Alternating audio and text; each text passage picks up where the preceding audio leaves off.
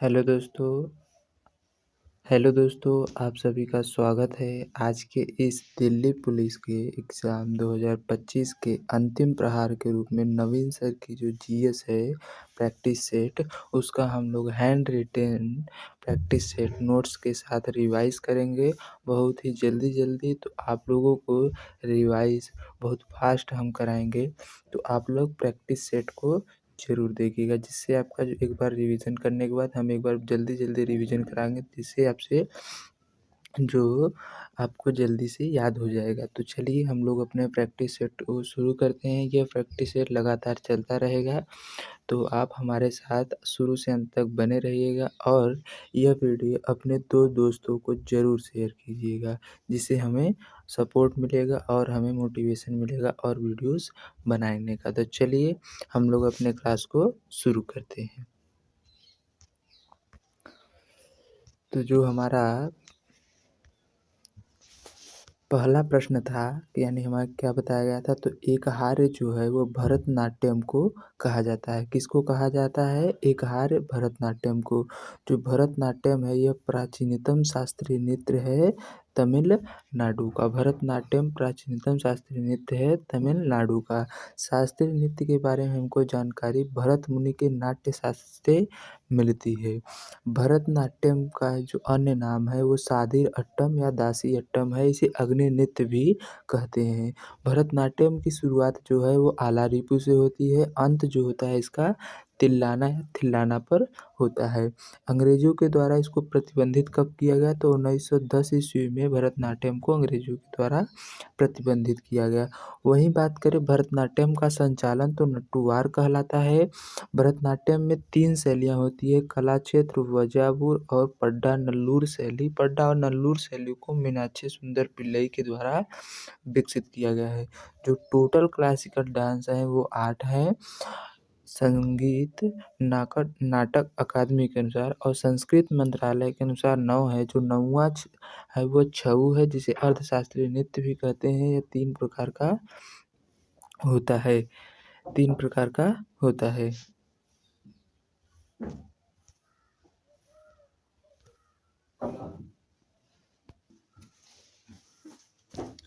वहीं बात करें त्रिपुरा की खर्ची पूजा को 14 देवताओं का त्योहार कहा जाता है। जो त्रिपुरा का खर्ची पूजा है उसको 14 देवताओं का त्योहार कहा जाता है, जो जुलाई से अगस्त के महीने में होता है। त्रिपुरा में अन्य त्योहार होजागिरी, गरी पूजा, संतरा, पीलक, बीजू, केर पूजा और नील महल होता है। नागालैंड में हॉर्नबिल फेस्टिवल होता है धनेश पक्षी के नाम पर। यह हॉर्नबिल फेस्टिवल नागालैंड के स्थापना दिवस के रूप में मनाया जाता है। इसकी शुरुआत सन 2000 से हुई थी। यह 1 से 10 दिसंबर तक मनाया जाता है। 10 दिनों का त्योहार है। नागालैंड की स्थापना जो हुई थी 1963 में हुई थी।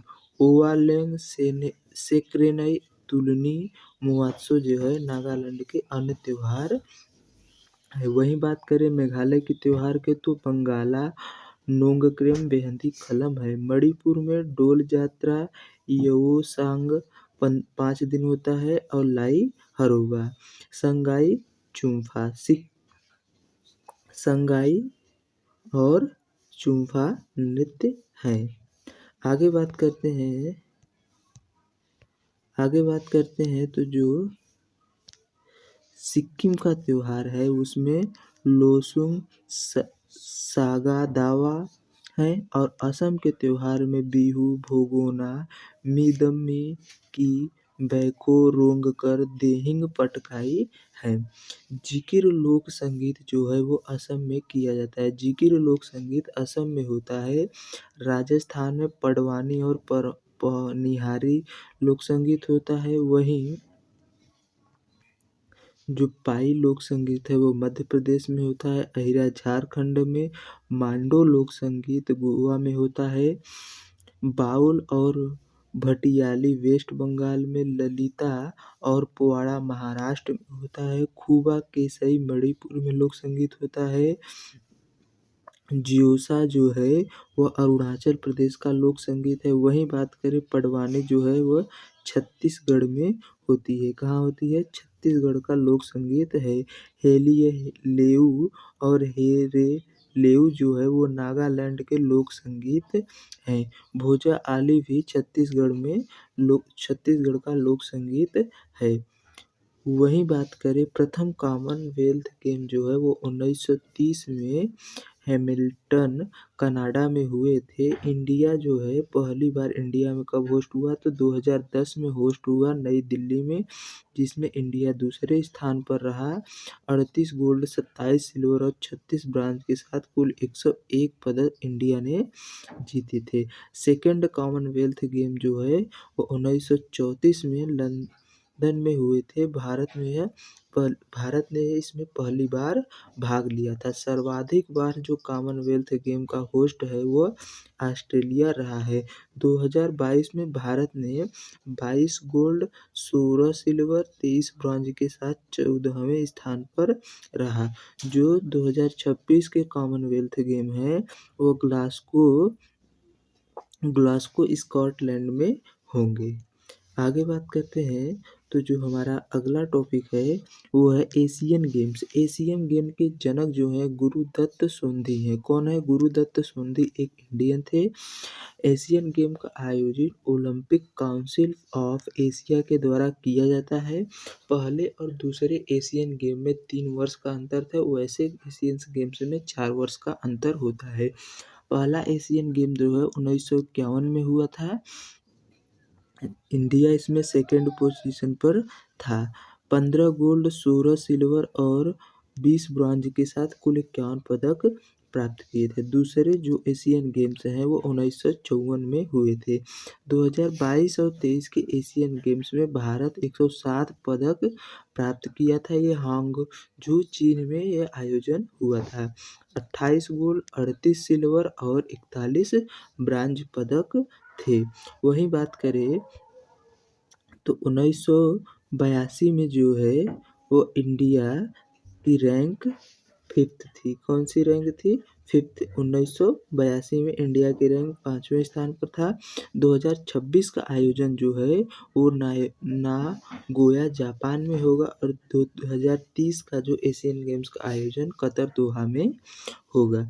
इंडिया ने ICC world cup ODI format का जो वर्ल्ड कप है वो 2 बार जीता है। एक बार 1983 में, एक बार सन 2011 में। 4 बार फाइनल में गया है। 1983, सन 2011 का जीता है। सन 2003 और 23 में इंडिया फाइनल से हार गया है। जो 1900 वर्ल्ड ओडीआई वर्ल्ड कप की शुरुआत जो हुई थी 1975 में हुई थी। 1975 और 1979 में वेस्ट इंडीज ने जीता था। 1983 में इंडिया जीता था वेस्ट इंडीज को हराकर। 2 बार का जो विनर था उसको। 1987 में ऑस्ट्रेलिया जीता। 1992 में फिर पाकिस्तान जीता। 1996 में श्रीलंका ने विजय प्राप्त की। 1999 3, 7, 15, 23 में ऑस्ट्रेलिया ने जीते। सन 2014 में इंग्लैंड जीता था और भारत फाइनल में 4 बार गया था। 2027 में जो आयोजन है साउथ अफ्रीका, जिम्बाब्वे और नामीबिया करेंगे। वहीं बात करें 1983 के मैदान वर्ल्ड कप की तो मैदान कौन सा था? तो लॉर्ड्स मैदान में हुआ था। वेस्ट इंडीज को इंडिया ने हराया था। कपिल देव कैप्टन थे। सबसे अधिक रन जो है के श्रीकांत ने 38 रन बनाए थे। Man of the match Mohinder Amarnath 26 run 3 wicket के साथ प्राप्त किए थे। 2011 का जो मैच हुआ था वो इंडिया और श्रीलंका ने होस्ट किया था। Final match Wankhede stadium Mumbai में हुआ था। इसके कैप्टन धोनी जीते। इसमें सर्वाधिक रन जो है वो गौतम गंभीर ने बनाए थे 97 रन। महेंद्र सिंह धोनी ने 91 रन बनाए थे। इनको मैन ऑफ द मैच भी घोषित किया गया था 91 रनों के साथ और इनकी कैप्टेंसी के लिए। आगे बात करें तो जो हमारा अगला पॉइंट है वो टी20 वर्ल्ड कप है 2007 का। उसमें पाकिस्तान को इंडिया ने हराया था। धोनी साहब कैप्टन थे। वहीं बात करें 2024 के टी20 का वर्ल्ड कप की तो उसमें साउथ अफ्रीका को इंडिया ने हराया था। रोहित शर्मा इसमें कैप्टन थे। A life apart Prabha Khaitan की बुक है। When I hit you Meena Kandasamy की बुक है। इंडी 101 जो है रितिका नयन की बुक है। प्लेस कॉल्ड होम जो है दीप्ति सिनॉय की बुक है। इनहेरिटेंस ऑफ लास किरण देसाई की बुक है। लॉकडाउन लिरिक्स संयुक्ता दास की बुक है। द किंग विदिन जो है नंदिनी सेन गुप्ता की बुक है। द ब्लू वुमेन अनुकृति उपाध्याय की बुक है। The God of small thing Arundhati Roy की बुक है। संघ शक्ति संघ शक्ति समिति, संघी समिति, प्रांतीय समिति के अध्यक्ष जो थे संविधान सभा में जवाहरलाल नेहरू थे। वहीं संविधान सभा में प्रेसिडेंशियल समिति के अध्यक्ष अलादी कृष्णा स्वामी अय्यर थे। कार्य संचालन समिति के अध्यक्ष संविधान सभा में के.एम. मुंशी साहब थे।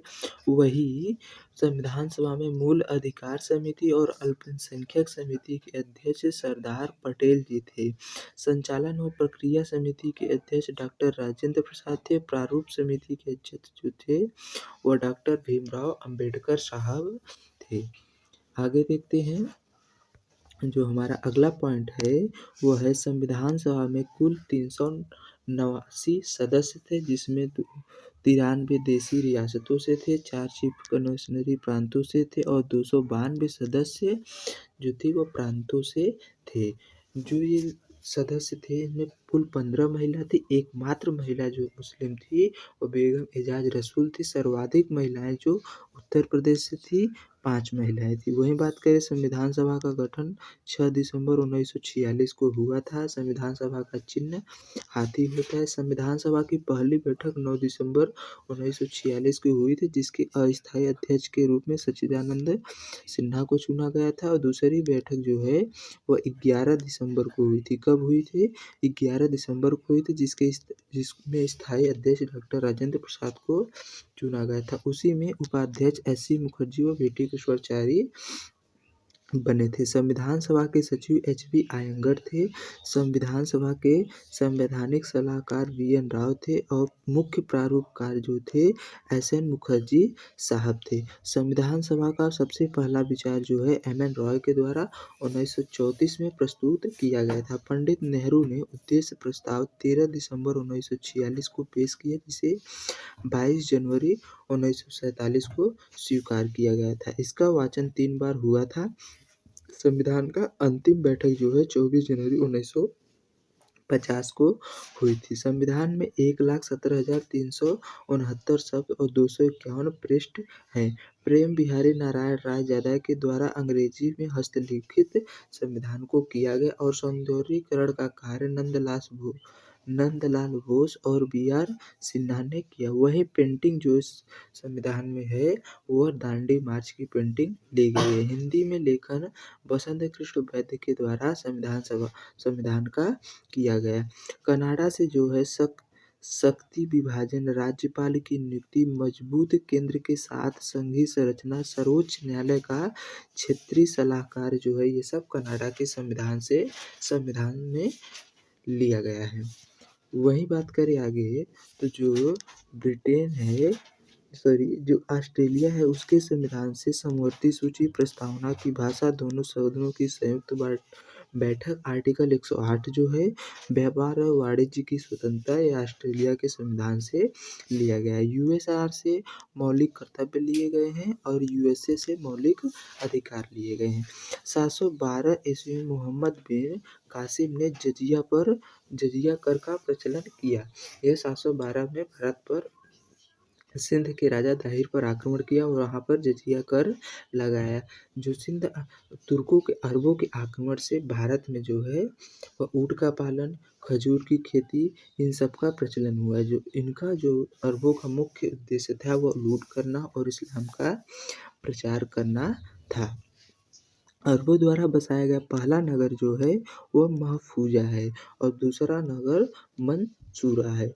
अरबों के आक्रमण की जानकारी हमें चचनामा अली अहमद के बुक से मिलती है। गजनी राजवंश का संस्थापक अल्पतगीन है। गजनी राजवंश का संस्थापक अल्पतगीन है। गजनी के जो पिता थे और अल्पतगीन का जो गुलाम था वह सुबुक्तगीन है। कौन है? सुबुक्तगीन है। गजनी के कुल आक्रमण 17 है, हेनरी एलियट ने बताया था। इसका विवरण जो है तारीख ए यामिनी में है, जो इसके गजनी का दरबारी कवि उतबी है, इसका लेखक है। वहीं बात करें जो गजनी का 16वां आक्रमण था वह सोमनाथ मंदिर पर 1025 में हुआ। अंतिम आक्रमण 1027 में जाटों के विरुद्ध हुआ। मोहम्मद गौरी का प्रथम आक्रमण जो है वह 1175 में मुल्तान पर हुआ, जहां पर उसकी जीत हुई। 1178 को उसने पाटन गुजरात पर आक्रमण किया, जहां उसे हार का सामना करना पड़ा। भीम सेकंड या चालुक्य वंश के शासक थे, जिनका जो संरक्षण उनकी माता नायिका देवी कर रही थी। इसमें जो है वह मोहम्मद गौरी की बुरी तरह हार हुई। वही बात करें तो 1191 ईस्वी में तराइन का फर्स्ट वार हुआ था, जिसमें पृथ्वीराज की जीत हुई। 1192 में तराइन का सेकेंड युद्ध हुआ, जिसमें गौरी की जीत हुई। 1194 में गौरी ने चंदाौर का युद्ध जयचंद के विरुद्ध लड़ा था, जिसमें गौरी की जीत हुई।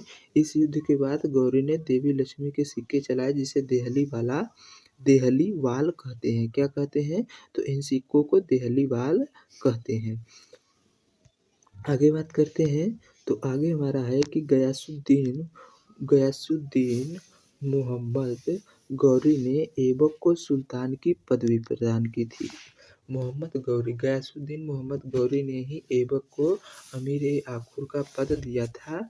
यह ऐबक जो था वो मोहम्मद गौरी का गुलाम था। यह दिल्ली सल्तनत का पहला मुस्लिम शासक या तुर्क शासक था। यह गौरी का गुलाम था। इसका अन्य नाम हातिम दुटी लाख बख्श पील बख्श है। इसका जो दरबारी कवि था हसन निजामी है। इसका मकबरा लाहौर में है। इसने अपनी राजधानी लाहौर को और सैन्य राजधानी इंद्रप्रस्थ को बनाई थी। कुतुबुद्दीन ऐबक ने कुव्वत उल इस्लाम मस्जिद दिल्ली में, कुतुब मीनार दिल्ली में, 2.5 दिन का झोपड़ा जो है अजमेर में बनवाया था।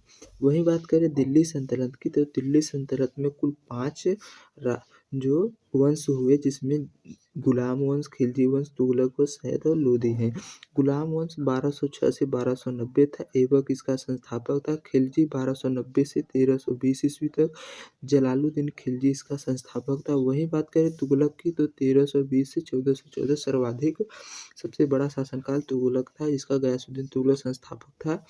फिरोज शाह तुगलक जो है वो 1351 से 1388 गुलाम वंश का दूसरा सबसे लंबा शासन करने वाला शासक था। वहीं सैयद वंश 1414 से 1451 तक खिज्र खाइज के संस्थापक थे। और बात करें लोदी वंश की, तो यह 1451 से 1526 तक था। बहलोल लोदी इसका संस्थापक था, जो दिल्ली सल्तनत का सबसे लंबा शासन करने वाला शासक था। 1451 से 1489 तक था। इल्तुतमिश के शासन के समय जो न्याय चाहने वाले व्यक्ति थे वो लाल कपड़ा पहनते थे। यही लाल कपड़ा पहनकर रजिया सुल्तान 20 बाजार में उपस्थित हुई थी, जो लोगों ने इल्तुतमिश के बेटों को हटाकर रजिया को सुल्तान बनाया था। वही बात करें दिल्ली सल्तनत का वास्तविक संस्थापक भी इल्तुतमिश को कहा जाता है। इसके दरबारी कवि मिन्हाज उस सिराज थे, जिसने कहा कि रजिया अगर एक महिला न होती तो वह उसका भी इतिहास में जिक्र होता, अच्छा जिक्र होता। इनकी पुस्तक तबकात-ए-नासिर है। इल्तुतमिश ने तुर्क-ए-चहलगानी और इक्ता प्रथा का प्रचलन किया। इसने सुल्तानगंज का मकबरा अपने बड़े बेटे की याद में बनवाया था, जो भारत का पहला मकबरा था। इसे इल्तुतमिश को मकबरा शैली का जनक भी कहा जाता है। आगे बात करें तो आगे जो हमारा है जो सुल्तानगंज का मकबरा इल्तुतमिश ने बनवाया था अपने बड़े बेटे की याद में दिल्ली में। इसने मुद्रा जीतर चलाई थी, जो तांबा की थी, और टंका चांदी की मुद्रा चलाई थी। भारत की अवस्थिति जो है 8 डिग्री उत्तरी अक्षांश से 37 डिग्री 6 मिनट उत्तरी अक्षांश तक है। देशांतरी विस्तार 68°7' पूर्वी देशांतर से 97°25' पूर्वी देशांतर के मध्य है। सुदूरतम बिंदु जो है दक्षिण का वो इंदिरा पॉइंट है। उत्तर का जो इंदिरा काल है। पूर्व का केतु अरुणाचल प्रदेश में है। पश्चिम का सुदूरतम बिंदु जो है गुवाहाटी गुजरात में अवस्थित है। वहीं बात करें भारत का ग्रीनविच तो उज्जैन को कहा जाता है जीएमटी टाइम से 5.5 घंटा आगे है क्या भारत की जो मानक समय रेखा है। एक देशांतर 4 मिनट के बराबर होता है। इंडिया का जो प्रधान मध्याह्न रेखा है वो 82.5 पूर्वी देशांतर रेखा है जो 5 राज्यों से होकर गुजरता है। आंधी में छत उड़ी तो उत्तर प्रदेश, मध्य प्रदेश, छत्तीसगढ़, आंध्र प्रदेश और उड़ीसा से होकर प्रधान मध्याह्न रेखा गुजरती है जो पाकिस्तान से 30 मिनट और प्रधान मध्याह्न रेखा जीएमटी टाइम से 5.5 घंटा आगे है। वहीं बात करें आकार में, क्षेत्रफल में तो सबसे बड़ा राजस्थान है, उसके बाद मध्य प्रदेश, फिर महाराष्ट्र, फिर यूपी, उसके बाद गुजरात है। और पॉपुलेशन में यूपी, महाराष्ट्र, बिहार, वेस्ट बंगाल और एमपी है। वहीं बात करें तो सबसे कम पॉपुलेशन कहाँ है तो सबसे कम पॉपुलेशन सिक्किम में है, उसके बाद मिजोरम में है। सबसे क्षेत्रफल में सबसे छोटा गोवा है, उसके बाद सिक्किम है। सिक्किम की क्षेत्रफल 7096 किलोमीटर है। तीसरे नंबर पर मिजोरम है। आगे देखते हैं तो अगला हमारा जो है वह रेड क्लिफ लाइन जो है सीमा जो है इंडिया और पाकिस्तान के बीच है। मैकमोहन रेखा जो है इंडिया और चाइना के बीच है। 8 डिग्री चैनल जो है मालदीव और मिनिकॉय के बीच है। वहीं 9 डिग्री चैनल जो है लक्षद्वीप और मिनिकॉय के बीच है। 10 डिग्री चैनल अंडमान और निकोबार द्वीप समूह के मध्य स्थित है। 11 डिग्री चैनल अमिनी द्वीप और कन्नौर के मध्य है। मैन रहीम रेखा जो है रूस और फिनलैंड के मध्य है। हिंडनबर्ग जो है जर्मनी और पोलैंड के बीच है। 17वीं समांतर रेखा उत्तरी वियतनाम और दक्षिणी वियतनाम के मध्य स्थित है। 31वीं समांतर रेखा जो है रूस, ईरान और इराक के मध्य है। किसके? इराक और ईरान के मध्य 31वीं समांतर रेखा अवस्थित है। मिश्रित अर्थव्यवस्था जो होती है सार्वजनिक और निजी अर्थव्यवस्था का मिश्रित रूप होता है। इसके जनक जो है JM कीनीस है। इनकी बुक है हाउ टू पे फॉर वार। 5 ईयर प्लान के जनक इंडिया में नेहरू जी हैं और वैसे विश्व में जो है स्टालिन रूस के हैं। 5 ईयर प्लान के वास्तुकार जो है PC महालनोबिस हैं। जो दूसरे 5 ईयर प्लान था वो PC महालनोबिस मॉडल पर आधारित था और इसके वास्तुकार जो हैं PC महालनोबिस दूसरे 5 ईयर प्लान में थे। योजना आयोग का गठन जो है 15 मार्च 1950 को नई दिल्ली में हुआ था। इसके पहले अध्यक्ष पंडित जवाहरलाल नेहरू थे। स्वतंत्रता के समय RBI के गवर्नर CD देशमुख थे। जब ये भारत के पहले भारतीय थे RBI के गवर्नर। वही बात करें 14 बैंकों का जब राष्ट्रीयकरण हुआ था उस समय जो गवर्नर थे वो लक्ष्मीकांत झा थे और जब 6 बैंकों का राष्ट्रीयकरण हुआ था 1980 में और नाबार्ड की स्थापना हुई तो IG पटेल साहब RBI के गवर्नर थे। आगे देखते हैं। आगे बात करें तो 1991 में S वेंकट रमन RBI के गवर्नर थे। जो RBI के गठन के लिए जो आयोग बना था वो हिल्टन आयोग था। रॉयल कमीशन की सिफारिश पर हिल्टन आयोग बना था। RBI के लोगों में ताड़ का पेड़ और एक बाघ है। जो RBI की स्थापना 1934 के एक्ट के द्वारा 1 अप्रैल 1935 को हुआ था। RBI का हेडक्वार्टर 1937 में कोलकाता से मुंबई स्थानांतरित किया गया था। RBI का जो राष्ट्रीयकरण है 1 जनवरी 1949 को हुआ था। उस समय गवर्नर जो इसके बने थे RO स्मिथ बने थे और पहले जो इंडियन बने थे वो CD देशमुख बने थे। विद्युत धारा का जो ये SI मात्रक है वो एम्पियर है। रेडियोधर्मिता का वेगुलर है। ज्योति तीव्रता का कैंडेला है। चुंबकीय फ्लक्स का वेबर है। प्रेरकत्व का जो है हेनरी है। दाब का पास्कल है।